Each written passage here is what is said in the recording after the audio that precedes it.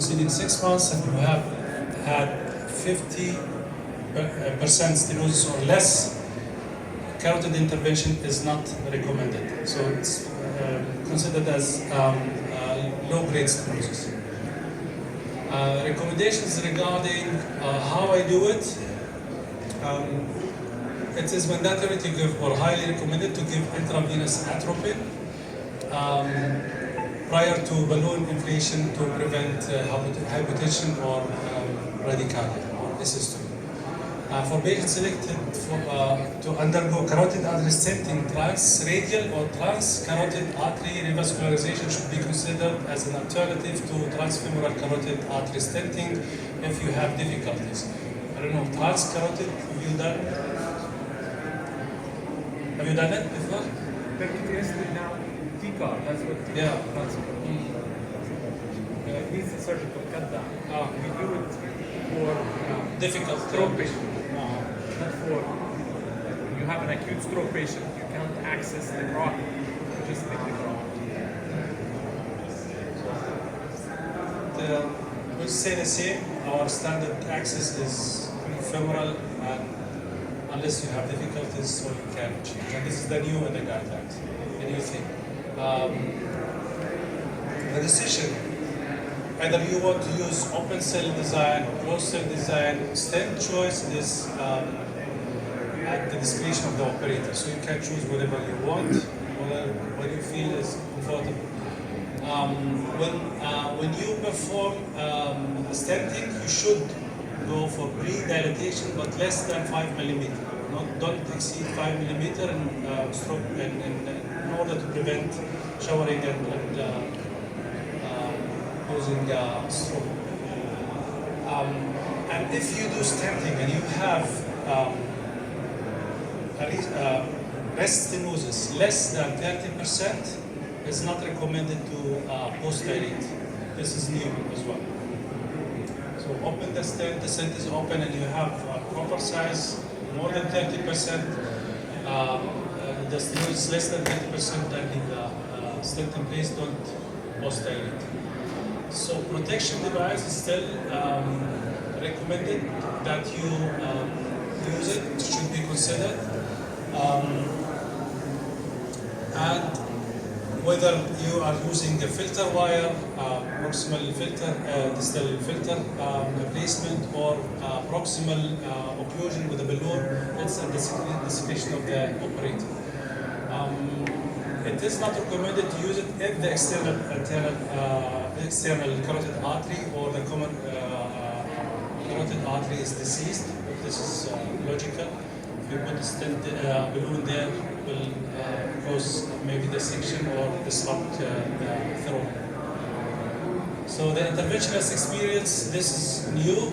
The operator should perform at least 12 carotid stent procedures per year annually to be eligible to do it safely. So in conclusion, significant restrictions when treating asymptomatic stenosis, as I mentioned. If you decide to go for endotherectomy, the treatment of choice is endotherectomy, if you decide to do it. Carotid stenting is always in the second choice. Unfortunately, there is no place for routine stenting in incidentally discovered stenosis. Symptomatic stenosis should be treated with endotherectomy. Only in specific circumstances, stenting can be considered and should be done by experienced interventionalists only in patients below 70. If you do it, give atropine, don't overdilate, consider not to post-dilate if there is stenosis less than 30%, consider using protection device, use alternative access if the femoral access is diseased, and consider using the micro-mesh stents. You are going to talk about them. This is again the surgical high risk, a list of them. You can have a picture of them. When is the patient high risk or high risk surgical or high risk for intervention for endovascular with congestive heart failure? You can read it. So this is again we will present it. scheme how to do it. And this is a list of stents. We're going to present them with them. There is the available list stents in the market. I'm using Cordis recently. It was wall stent in the past. And there are multiple new devices Farid is going to present. So this is a case of a 60-year-old male with right-sided hemiplegia, anaphasia, presented within, how can I start the video? Yeah. 90 minutes delivered to the emergency room. You can see no hemorrhage, no stroke happened, and move to the next slide. CTA was done, and it showed this picture. You see severe stenosis on the right side and no flow on the left side. The patient is depending on the right side, and it is severely stenosed. Within the time window. So what to do? You go for it. You don't have any choice. He will be dead. He will be dead after a couple of hours because the supply, the perfusion will collapse on the left side. So after it, in this case, no protection device. Just cross the right side to fix it, to give more perfusion. We started with the right side, stented it. See here, pre-dilatation, 5 mm balloon, and then stent placement. Post-dilatation, you see this is a severe narrowing still, and this is the result of the right side. So the time now to tackle the left side, it's difficult to cross. You see here complete occlusion here, tandem lesion, crossed with the wire. You can appreciate the micro wire going up there, and here stented, the first step, dilated, and this is, if you can appreciate, the Sophia catheter up there, a micro catheter to the end. The result was not at the beginning encouraging. We started using the penumbra to aspirate all thrombus material. It went well, and after 2 sessions of stent retrieval, we got this result. This is a simple case, forward elective case, how to do it. Severe stenosis, cross it with a 14 wire, re-dilate, and then place your stent and post-dilate. And we have completion angiogram to check the result and no complications intracranial. This is a little bit tricky case. It was presented from the ENT. The ENT doctor came to us and he was telling us there is a pulsatile mass in the ear, and I need to fix it with a CT scan, and you can see this large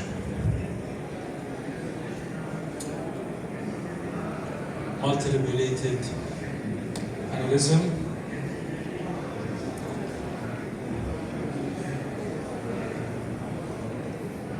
To the angio, then an angiogram scary configuration. How will you treat it? It was about to rupture, so we crossed it. But then how would you treat it? So, this is a very interesting case. Hopefully you don't have to deal with it. So you have to understand the disease process. Is this a dissected aneurysm? Is this post-radiation? Is this post-surgical?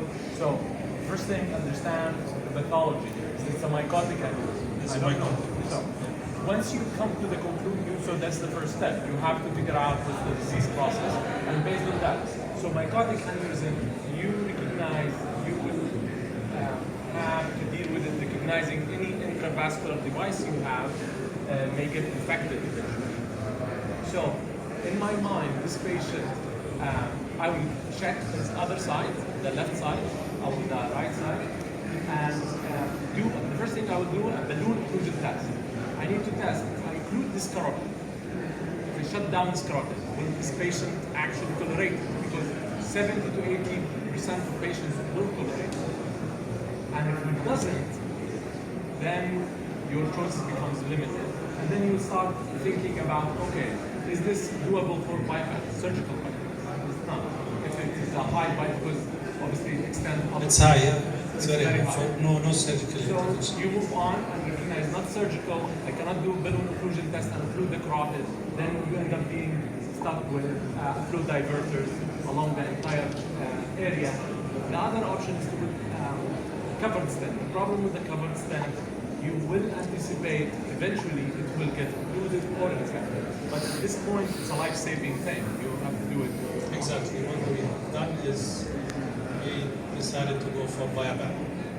And that was the result. It started from above, from here down to exclude the aneurysm, and it was the result. It wasn't that bad and no complication. I don't have long-term follow-up. I don't know what happened to the patient